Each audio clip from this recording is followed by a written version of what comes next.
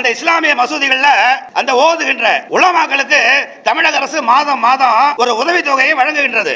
ஏன் கஷ்டத்தில் இருக்கிற எங்களை மாதிரி போதகர்களுக்கு ஏன் வழங்குறது இல்ல? இந்த தமிழக அரசு கிறிஸ்தவ மக்களை மாற்றாந்தாய் பிள்ளையாக நடத்துகின்றது. இன்னொன்று, தமிழகத்தில் பிற்போக்கு சக்திகளால கிறிஸ்தவ தேவாலயம் தாக்கப்படுகிறது, மத போதகர்கள் தாக்கப்படுகிறார்கள். பெண்களை ஆபாசமான வார்த்தைகளை திட்டி எங்களுடைய திருச்சபைகளை அடித்து நொறுக்க இந்த பிற்போக்கு சக்திகளுக்கு அதிகாரம் கொடுத்தது யார்? திருச்சபைகள் என்ன கஞ்சா விக்கிறோமா, ஹெராயின் விக்கிறோமா, போதை பொருள் விக்கிறோமா, போதை பொருள் கடத்துறோமா, திருச்சபையில பிரார்த்தனை நடத்துறோமா, அன்பை போதிக்கிறோம், அகிம்சையை போதிக்கிறோம். கிறிஸ்தவ சமுதாயம் இப்படி கொதிச்சு போய் இருக்குது. கிறிஸ்தவ மக்களிடம் இனி இந்த தமிழ், இந்த திராவிட மாடல் போன்ற மாயையான பேச்சுக்கள் ஈடுபடாது. ஏன் உங்களுக்கு ஓட்டு போடணும்? நாங்க ஓட்டு போட்டா எங்களை கவனிக்கிறது இல்ல, எங்களுக்கு அப்ப நீ தானே பிஜேபிக்கு ஏன் பயப்படுற?